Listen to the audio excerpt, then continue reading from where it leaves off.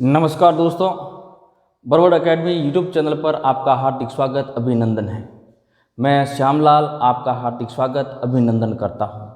देखिए दोस्तों, आज मैं राम भक्ति शाखा से संबंधित अपनी अगली कक्षा लेकर आपके सामने उपस्थित हुआ हूं। उससे पहले हमने कुछ प्रवृत्तियां पढ़ी। आज और कुछ प्रवृत्तियां हैं जो राम भक्ति शाखा से संबंधित हैं, उसके बारे में चर्चा करने जा रहा हूं। देखिए, सगुण भक्ति धारा हम पढ़ रहे थे। सगुण भक्ति धारा में हमने 19वीं कक्षा, जो प्रथम कक्षा थी, भक्ति काल की प्रथम कक्षा, भक्ति काल की प्रथम कक्षा हमने पूरी कर ली और आज भक्ति काल की दूसरी कक्षा पढ़ रहे हैं। भक्ति काल की दूसरी कक्षा पढ़ रहे हैं, कक्षा 20वीं है। Barwad academy BARWARACDEMY Barwad academy को आज ही दोस्तों सब्सक्राइब करें। और ये भक्ति काल का अपना टॉपिक है। आदिकाल हमने पूरा कर लिया, भक्ति काल हमारा चल रहा है क्रैश कोर्स के रूप में। तो आप इनको ज़रूर सब्सक्राइब करें, लाइक करें, अपने दोस्तों के साथ शेयर करें। मैं आपका हमेशा आभारी रहूँगा। देखिए, प्रथम प्रवृत्ति देखिए, रामानुज की परंपरा, शिष्य परंपरा में राघवाचार्य आते हैं। ठीक है ना, रामानुज की परंपरा की शिष्य परंपरा में राघवाचार्य आते हैं और उन्हीं के सबसे प्रसिद्ध शिष्य रामानंद, राघवाचार्य के प्रसिद्ध शिष्य रामानंद को उत्तर भारत में राम भक्ति काव्य का प्रथम पुष्पकर्ता कहा गया है। ये मोस्ट इंपॉर्टेंट है दोस्तों, अच्छी तरीके से अपनी कॉपी में लिख लीजिएगा। मैंने आपको पहले भी बताया, हर कक्षा में दोस्तों मैं बताता हूं कि आप नोट्स के रूप में लिखते रहिए और आपका सिलेक्शन 100% होगा, ये मेरा वादा है। आप खुद की मेहनत, आप किसी गाइड के चक्कर में मत पड़िए।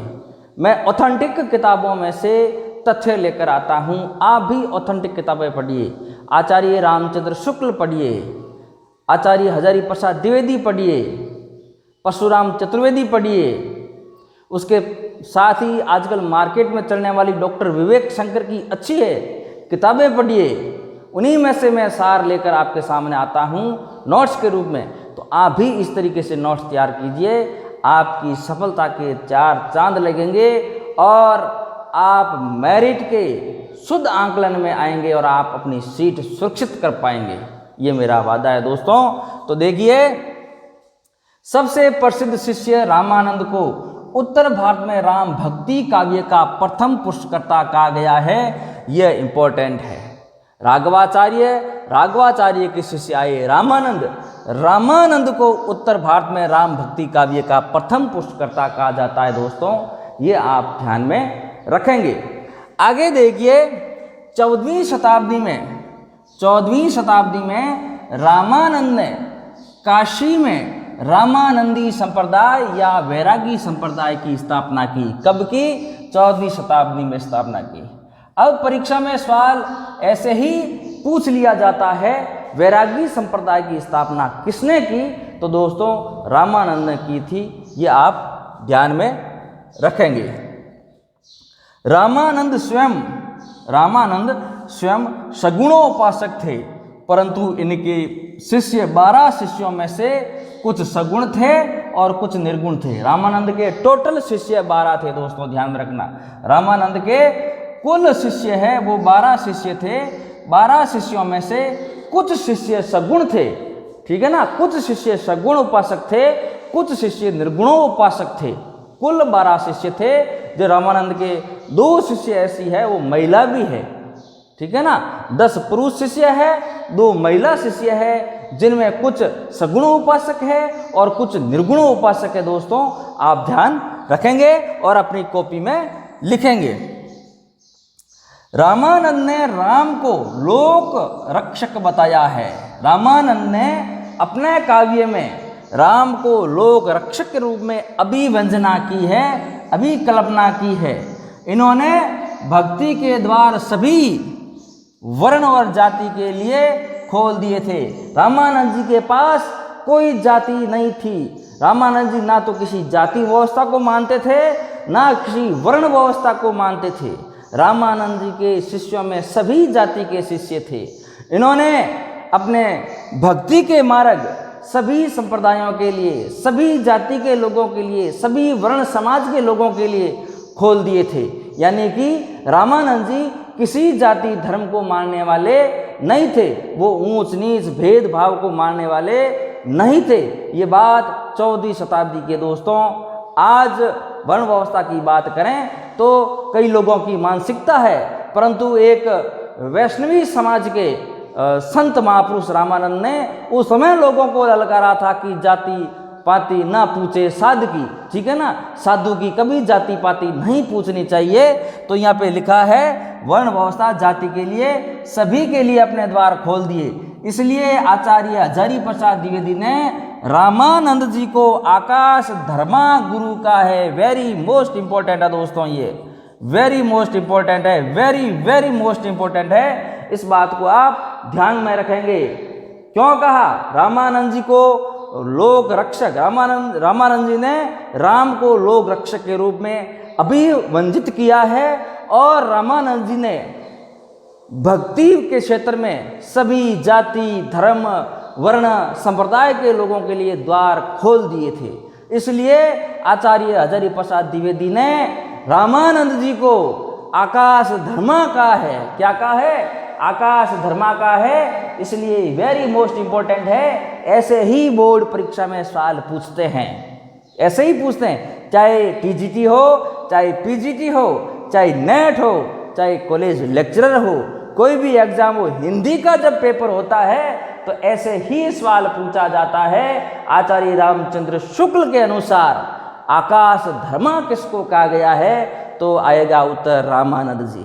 यह पूरी पंक्ति दे दी जाएगी।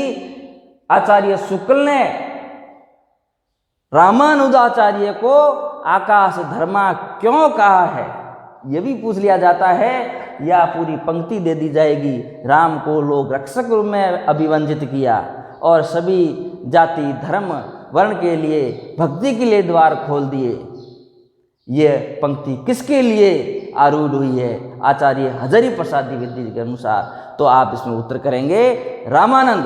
दोस्तों वेरी मोस्ट क्वेश्चन है ये, आप अपनी कॉपी में हूबहू लिखिए और इसको अपने जहन में उतार लीजिए। हो सकता है आगामी परीक्षा में ये सवाल आ जाए। फिर उन्होंने कहा जाति पाति पूछे ना कोई, जाति पाति पूछे ना कोई, हरि को भजे सो हरि को होई। जो हरि को भजता है, जो हरि का स्मरण करता है, जो ईश्वर का स्मरण करता है, वही सजन है। जाति पाति पूछे ना कोई, जाति पाति पूछे ना कोई, हरि को भजे सो हरि को होई। रामानंद जी ने कहा जाति पाति कोई नहीं पूछे, कोई किसी को जाति नहीं पूछे, ना किसी को संप्रदाय पूछे, ना किसी को वर्ण पूछे। जाति पाति पूछे ना कोई, हरि को भजे सो हरि को हुई। जो हरि यानी ईश्वर को जो भजता है, ईश्वर का जो स्मरण करता है, वही ईश्वर का है। हरि को भजे सो हरि को हुई, वही ईश्वर का है। ईश्वर उसी पर निगाह रखता है, ऐसा रामानंद जी ने कहा था। यह पंक्ति है रामानंद जी स्वयं की पंक्ति है दोस्तों, वेरी मोस्ट है। यह स्वयं की पंक्ति है रामानंद जी की, अच्छी पंक्ति है। इस पंक्ति को आप अपनी कॉपी में लिखें और जहन में उतार लें। ऐसे ही सवाल परीक्षा में आपको देखने को मिलेंगे। अगली प्रवृत्ति में देखिए, मध्य युग की समग्र स्वाधीन चिंता के गुरु रामानंद जी थे। मध्य युग की समग्र स्वाधीन चिंता के गुरु रामानंद जी थे। यह मत है आचार्य हजारी प्रसाद द्विवेदी का। यह सवाल कई बार परीक्षा में पूछा गया सवाल है, कई बार पूछा गया सवाल है, इग्नोर नहीं कीजिएगा। मध्य युग की समग्र स्वाधीन चिंता के गुरु रामानंद जी थे। यह आचार्य हजारी प्रसाद द्विवेदी जी का कथन है। इस कथन को कथन परीक्षा में देखने को मिलेंगे। एक नहीं 5-5, 10-10 कथन आते हैं। जब टीजीटी पीजीटी नेट और कॉलेज लेक्चर का पेपर होता है तो कथनों की झड़ी लगती है, तो उसमें से ये भी कथन हो सकता है आपकी परीक्षा में आ जाए। तो इस कथन को आप अच्छी तरीके से लिख लें। मध्य युग की समग्र स्वाधीन चिंता के गुरु रामानंद जी थे। आचार्य हजारी प्रसाद द्विवेदी जी का कथन है। आगे मैं बात करूं, रामानंद की रचनाएं आचार्य शुक्ल ने रामानंद की 2 ही रचना मानी है। कितनी रचना मानी है? 2 ही रचना मानी है, जिसमें पहली रचना है वैष्णव मताब्द भास्कर। वैष्णव मताब्द भास्कर आपके सामने दोस्तों लिखी हुई है, वैष्णव मताब्द भास्कर। दूसरी रचना है रामार्चन पद्धति। ये आचार्य शुक्ल ने 2 ही रचना मानी है। रामानुज की 2 ही रचना मानने वाले आचार्य शुक्ल है, और दोनों रचना आपके सामने हैं, वैष्णव मताब्द भास्कर, दूसरी है रामार्चन पद्धति। आगे स्वामी रामानंद के नाम से चलाए हुए ऐसे ही 2 रद्दी ग्रंथ हमारे पास है। आचार्य शुक्ल का कथन है ये, शुक्ल के ग्रंथ के अंदर, ठीक है ना। उनका ग्रंथ हिंदी साहित्य के इतिहास 1929 में प्रकाशित हुआ।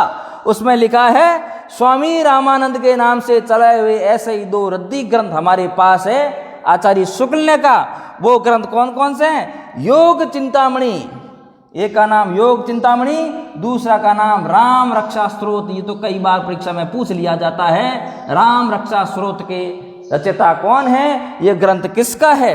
अन्य रचना में आनंद भाष्य है। रामानंद जी की अन्य रचना आनंद भाष्य है, और रामानंद जी ने हनुमान जी की आरती लिखी। हनुमान जी की जो आरती है वो रामानंद जी ने लिखी। दोस्तों आज इतना ही, अगली कक्षा में कुछ और प्रवृत्तियां लेके आऊंगा, उसके बाद में राम भक्ति काव्य के बारे में चर्चा करूंगा।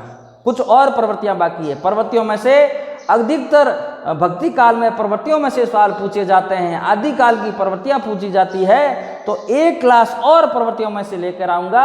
उसके बाद में राम भक्ति काव्य के बारे में चर्चा करूंगा, किस ग्रंथ की रचना किसने की और किस ग्रंथ के अंदर क्या है, कौन सा ग्रंथ राम भक्ति से संबंधित है और उसकी रचना किस काल में हुई, उनका शाही वक्त कौन था, इसके बारे में चर्चा करूंगा। दोस्तों आज इतना ही, नमस्कार, धन्यवाद।